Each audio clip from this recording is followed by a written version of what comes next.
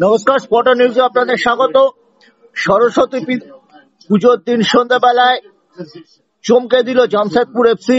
League টেবিলে FC Goa ছিল 2 নম্বরে, কিন্তু ঘরের মাঠে তাদের 3-1 গোলে হারিয়ে দিয়েছে এবং এর ফলে কিন্তু মোহনবাগানের সুবিধা হয়ে গেল।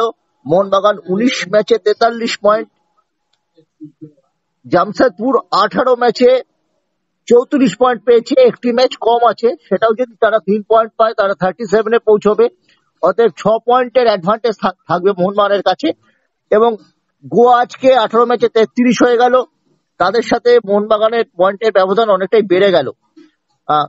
এবং আজকে জামশেদপুরের জয়ের নায়ক সিভেরিও টোরো, যাকে ইস্টবেঙ্গল গত জানুয়ারি মাসে বাতিল করেছিল, তিনি 2টি গোল করেছেন, আরো একটি গোল করেছেন সিসকোভিচ, এবং আয়ুষ ছেত্রী একটি গোল করেছেন গোয়ার হয়ে।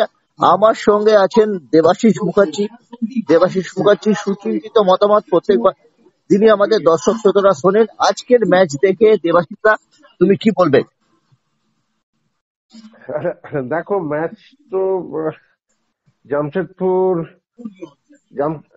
জামশেদপুরের এই আইএসএল এ এখনো পর্যন্ত 18টা ম্যাচ খেলেছে। ওদের কিন্তু ওই পারফরমেন্সটা ভীষণ ফ্লাকচুয়েট করে, ওঠানামা। কোনো ম্যাচে 4 গোল 5 গোল হয়ে যাচ্ছে, আবার কোনো ম্যাচে হার্ড টাফ ম্যাচ টিম নিয়ে জিতে যাচ্ছে। 6টা ম্যাচ তারা হেরেছে, 6টা ম্যাচ, আবার 11টা ম্যাচ তারা জিতেছে। মোহনবাগানের পর সবচেয়ে বেশি ম্যাচ তারা ড্র করেছে, সবচেয়ে কম ম্যাচ মাত্র একটি। কিন্তু ওদের ওই বললাম, হার জিতেরটা এত বেশি, জিতটা 11, হারটা 6, অলমোস্ট 50% হেরেছে জেতার। তো সেখানে ওদের কিন্তু পারফরমেন্সটাই যে বললাম না, মানে আজকে যে 3-1 জিতবে সেটাও কিন্তু আজকের খেলার আগে আমি অন্তত ভাবিনি। কেন, ওদের ওই মাঝে মাঝে ওদের চেঞ্জেস প্রচুর হয়। যেমন ডিফেন্সে আজকে এজেকে খেলিয়েছে, আগের দিন অন্য একজন ফরেনারকে খেলিয়েছিল। স্টিফেনকে আজকে ডিফেন্সিভ ব্লকার হিসেবে খেলালো, সিচকোভিচকে স্টপার করে দিল প্রতীকের সাথে। প্রতীকের সাথে এই ছেলেটি স্টিফেন অধিকাংশ দিন স্টপারে খেলে। স্টপারে খেলে, এজেও কিন্তু স্টপারে ডিফেন্সিভ পার্টে আছে। ওদের যে এজে কালো মতো লম্বা করে এজে, স্টিফেন এজে ওকে ওই জায়গাটাও ইউজ করে, যেটা যে মোহনবাগানের এগেইনস্টে গোলটা করেছিল, ওকে কিন্তু ওই মাঝমাঠ নালে ব্লকার এই জায়গাটা কিন্তু ঘুরিয়ে ফিরিয়ে খেলায়। যেমন আগের ম্যাচটা নিজেকে বসিয়ে রেখেছিল, পরের দিকে নামিয়েছিল।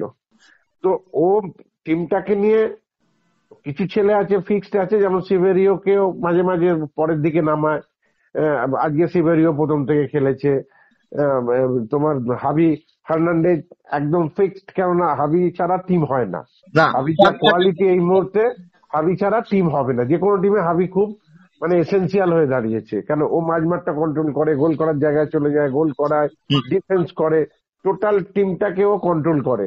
মানে একজন লিডার যদি বলতে হয়, তো এর লিডার হচ্ছে হাবি ফার্নান্ডেজ।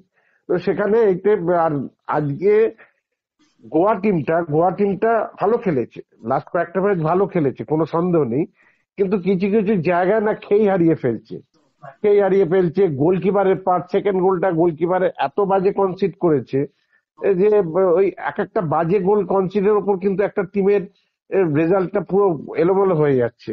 ওইখানে 2-0 হয়ে গেল, মানে একটু প্রেসারে চলে গেল। ওখানে যদি 1-0 থাকতো, তারপরে তুমি যখন 1-1 হয়ে গেলে খেলাটা অন্যরকম হতো। কিন্তু ওই যে 2-0 ডাউন হয়ে গেল, এই যে গোলকিপার বল ধরতে গিয়ে বগলের তলা দিয়ে বলটা গলিয়ে দিল, এগুলো তো একটা টিমের ওপর এফেক্ট পড়ে। টিমের একটা খেলার যে ছন্দটা নষ্ট হয়ে যায়, যতই যে যাই বলুক যে আমরা ঠিক ঘুরে দাঁড়াবো করবো, কিন্তু একটা এফেক্ট পড়ে। গোল খেয়ে গেল 34 এবং 37, 38। সেখানে, এবং সেটা একটি খুব দৃষ্টিকটু সিলি গোল না, একটা গোলকিপার বল ধরতে গিয়ে এমন ভাবে রং টেকনিক্যাল ইয়েতে বল ধরতে গেল, বলটা বগলের তলা দিয়ে গলে গেল। এটা তো উচিত না। আইএসএল একটা গোলকিপার খেলবে, সে এইসব বেসিক জিনিসগুলো কেন ভুল করবে, এগুলোই আমি বুঝতে পারছি না। তো সেখানে একটা টিমের ওপর এফেক্ট পড়লো, টিমটা আবার সেই জায়গায় এলো না। তারপর সাদিকুকে একটু লেটে নামালেন, উনিও ঘুরিয়ে ফিরিয়ে খেলাচ্ছেন, কিন্তু কিন্তু সাদিকুকে আর একটু আগে আনা উচিত ছিল। আমার মনে হয় সাদিকুকে প্রথম থেকে খেলালে, জানি না উনি, গোল করেছে এর আগে। এবার কথা হচ্ছে যে এই টিমগুলোর দেখো তুমি পারফরমেন্সের ওঠানামা করছে, প্রত্যেকটা টিমের পারফরমেন্স ওঠানামা করছে। মোহনবাগানের পারফরমেন্স কিন্তু এখনো পর্যন্ত ওই ড্র অব্দি ঠিক আছে, পরপর দুটো ম্যাচ ড্র হলো, তারপর কিন্তু আবার পরপর দুটো ম্যাচ বেরিয়ে গেল, কনফিডেন্টলি বেরিয়ে গেল, কিন্তু হারলো না। হারলে যে টিমের ওপর এফেক্টটা পড়ে সেটা মোহনবাগানের ক্ষেত্রে নেই। কিন্তু এই যে লং লিগে এখানে কিন্তু এক একটা সময় টিমের পারফরমেন্স একটু তলায় পড়বে। গ্রাফ কখনো একভাবে উপরে ওঠে না, গ্রাফ একটা সময় গিয়ে একটা জায়গায় দাঁড়ায়, আবার একটু নামে, আবার ওঠে। তো এই দীর্ঘ সময় লিগের খেলাতে এটা কিন্তু হবে। এটা মোহনবাগানের ক্ষেত্রে এখনো পর্যন্ত প্রথম দিকে একটু হয়েছে, এখনো পর্যন্ত সেরকম হয়নি। তবে এটা হতেই হবে, এটা পৃথিবীর সর্বত্র হয়, সব জায়গায় হয়, সব পরিবেশে হয় এবং সব খেলাতে হয় এবং সব কাজের ক্ষেত্রে হয়। সুতরাং এটাও মেনে নিতে হবে যে কোনো দিন মোহনবাগানও কিন্তু আটকে যেতে পারে।